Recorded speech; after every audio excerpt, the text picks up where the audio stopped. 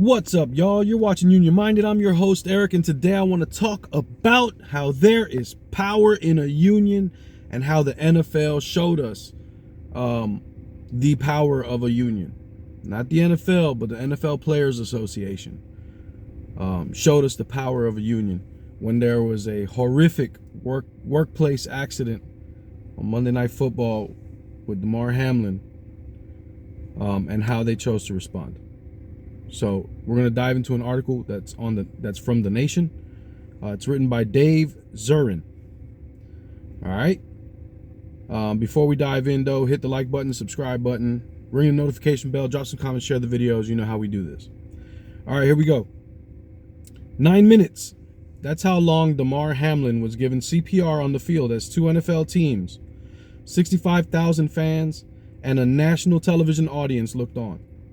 The Buffalo Bills safety had made what looked to be a routine tackle on Cincinnati Bengals wide receiver T. Higgins, and after rising to his feet, collapsed from what we are now told was a cardiac arrest. As of this writing, he is in critical condition.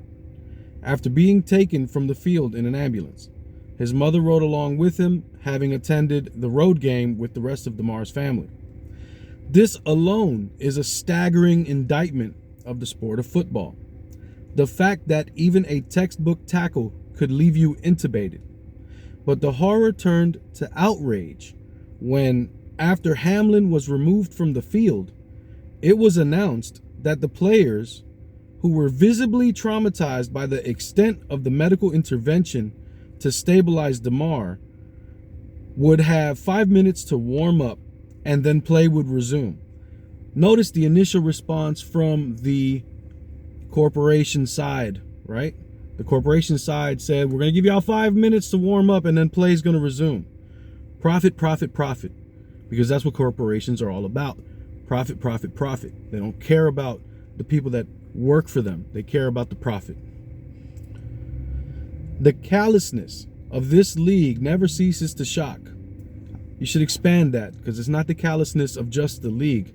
That's employment in general. That's every corporation in America. That's the attitude of corporate America. Players are treated like equipment. Workers are treated like equipment. These players are workers. Workers are treated like equipment.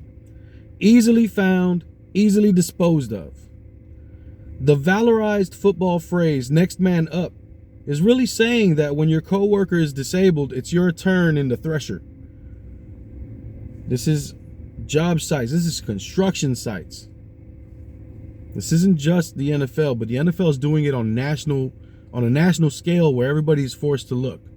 And it allows us to have these conversations. But the players and the coaches on the Bengals and Bills had seen enough, and they refused to play. While the league was still twiddling its thumbs, coaches were meeting. Players were getting dressed, and at their behest, the game would be postponed. It's important to note that the league only called the game after player reps from both teams contacted the union, because there's power in a union. So there was something going on at work, and what did these players do? The player reps, the stewards, they contacted the union. Say, hey, this just happened. You guys can turn on your TV and watch. This just happened. We're not going back out there to work. We're not going back to work for this. They called up the union, the NFLPA, the NFL Players Association, which informed the league that the game was done. So the workers called their union, and the union called the job and said, hey, our guys ain't coming back to work. Shut it down for the day. There's power in a union, but we have to use our union. Our union isn't psychic. It doesn't know every job site that there's something happening. It needs a phone call. Hey, this is going on. And then it's their job to respond.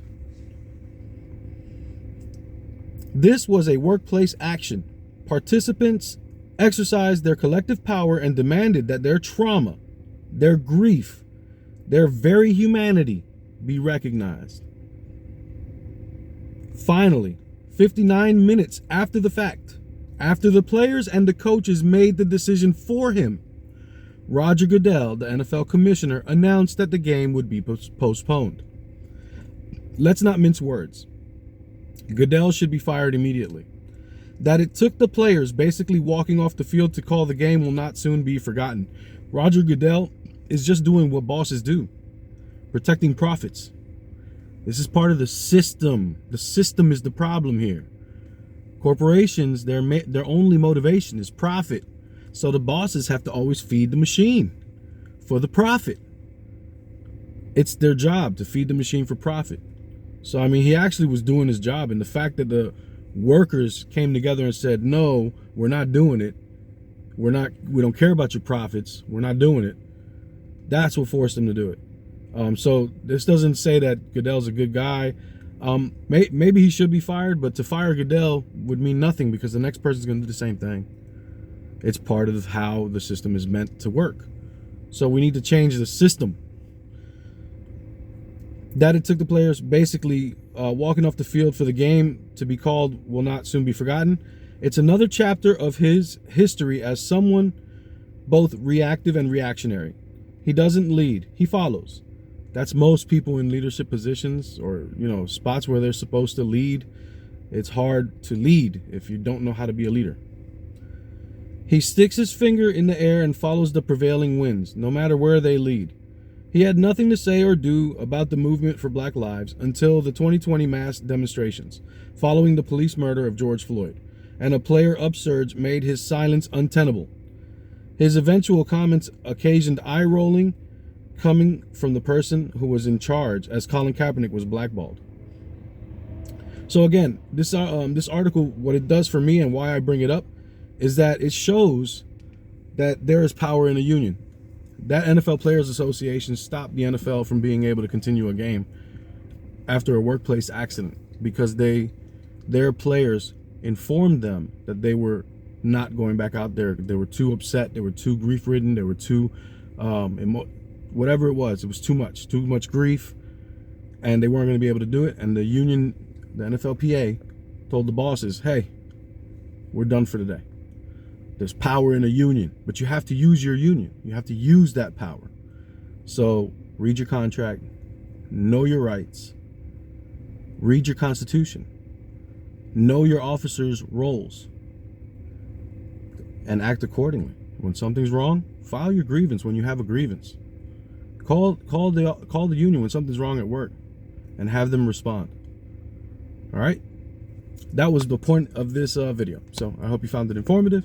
Don't forget, the fight's not left and right. It is up and down. It's going to take solidarity to win always. Each one teach one. Get out there and reach one. And don't forget, there can never be a union without you and I, front and center. Peace.